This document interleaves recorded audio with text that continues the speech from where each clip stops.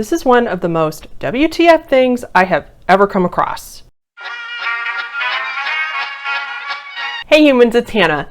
Before we get into it today, I just want to give a big trigger warning for this video. We're going to be talking about trepanning, also known as trepanation, and that is a medical procedure, and I'm going to be talking about people that are doing it on themselves. I would say if you have self-harm triggers, this would not be a good one for you, or if you have just any medical procedure triggers, I would also not watch this video. So that being said, let's get into it. Let's start off with what is trepanning or trepanation. I'm just going to read you guys the wiki definition because it's going to be a little bit more, it's going to be easier to explain that way. So let's do that.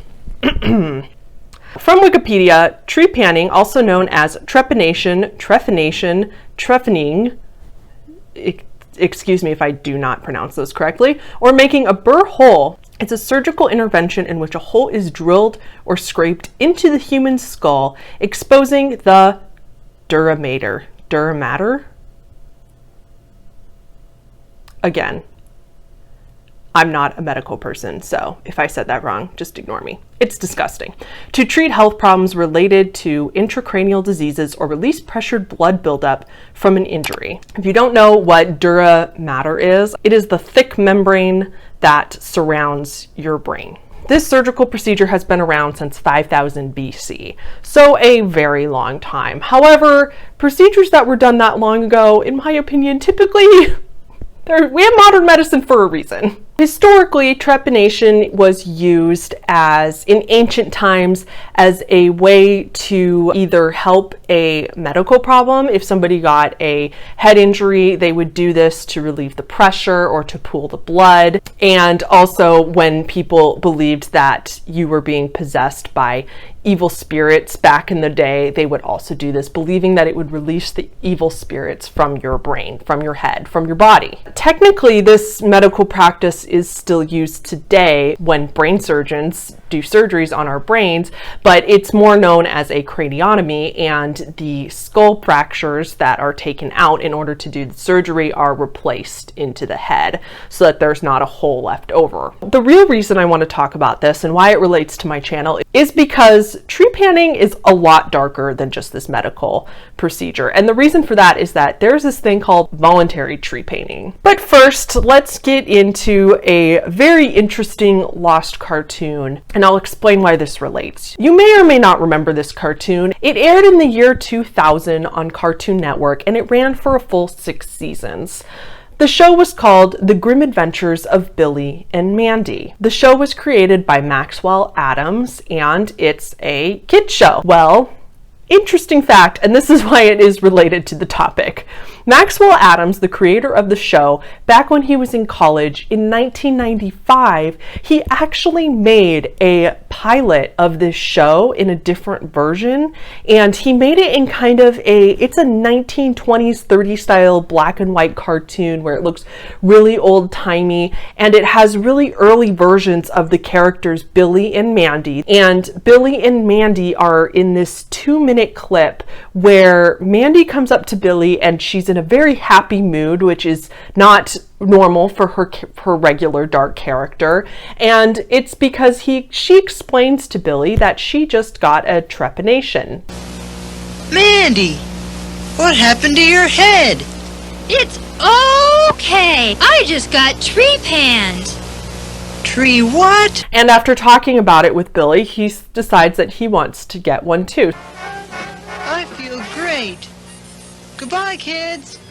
And kids, don't forget to have Mom and Dad help you with electrical appliances. And I'll link the clip in the description so you can watch the full thing if you want. Obviously, Adams knew that he could not include this in a Cartoon Network in the actual show. It was just really early versions of the characters that he liked, so they developed a lot and they changed their look, and then he made it into the show later. He knew it couldn't air on Cartoon Network, but it's just a really interesting dark clip. The clip itself is kind of an ironic parody of medical educational material from back in the day, and so I wouldn't take it too seriously. It's not like the creator is that creepy, it's just that I think he's kind of making fun of it because it's a real thing. This gets us on to our next topic of voluntary trepanning. So there's a thing where people trepan themselves because they can't find doctors that are willing to do it for them. And while it's not well backed by research, anecdotally, people report that it increases your mood, it increases your well-being, it gives you this sense of being high. It can cure chronic headaches, other medical ailments. Some even have gone as far to say that it can prevent dementia and Alzheimer's. Here's a couple examples of people that have done this on themselves. And yes, I'm not kidding.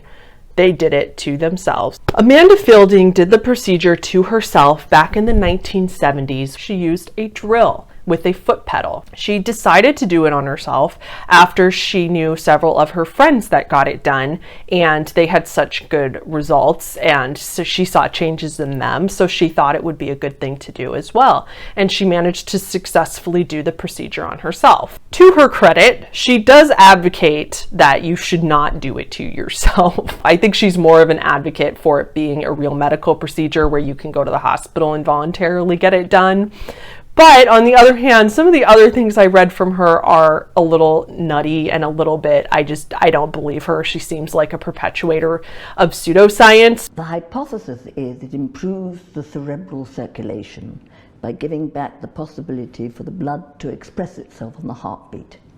And that little bit of extra blood pressure makes the cerebrospinal fluid, which is other fluid, have a better circulation. I can't, I'm not buying it. I'm not buying it. It just seems a little, The other one that I want to talk about is a man named Bart Hughes.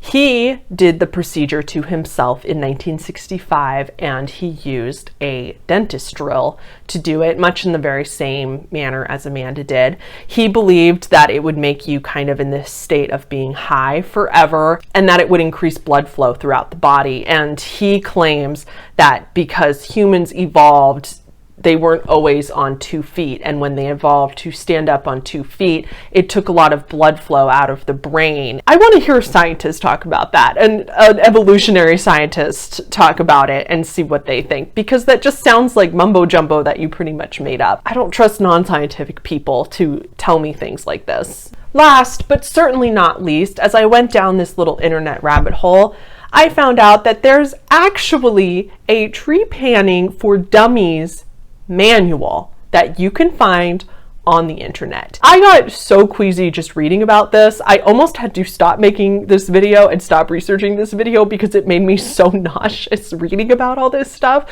So I don't recommend going down this rabbit hole, but I got so fascinated that I couldn't stop. It's called Self-Trepanation for Dummies. It's by HannahTheHorrible. This is available on the internet. If anybody, again, I don't recommend reading it. It can get pretty, whew, if you're squeamish, but we'll just look at the table of contents here. Introduction. Introducing self-trepanation, about this book, icons used in this book, assumptions, legal disclaimer, of course.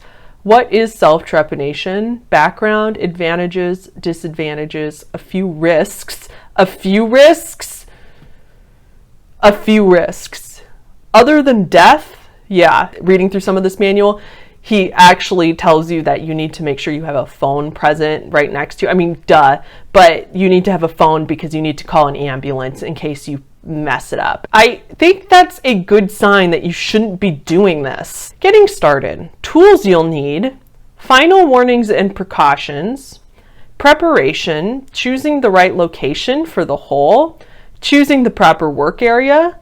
Preparing your head, preparing the drill bit, preparing yourself, drilling the hole, getting set up, drilling the hole, cleaning up yourself, cleaning your equipment and work area, relaxing, caring for your new hole like it's a tattoo, or something, like keeping your new hole clean, caring for your hole, protecting your hole from harm, dealing with the outside world, dealing with others, coping strategies, INDRIC and index. The thing is, now I know that there's lots of really intense body modifications, like for example, tongue splitting, or, you know, the really crazy piercings that people get. And I'm not saying that those are bad things. People can do whatever they want to their body. And I could even see somebody wanting to do this as, you know, body modification. I can see that. I don't think that's the issue here. I think that's people doing what they want to their own bodies, and that's fine. And honestly, if you're gonna drill a hole in your head,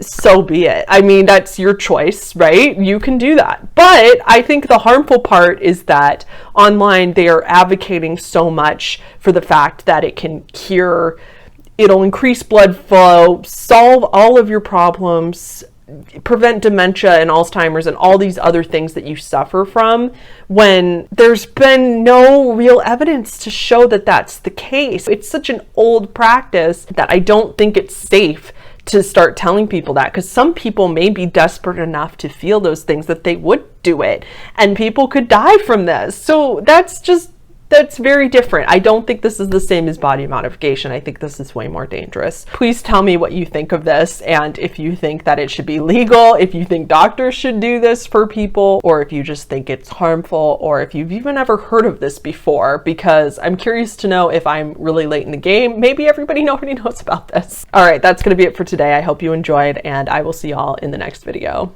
Bye.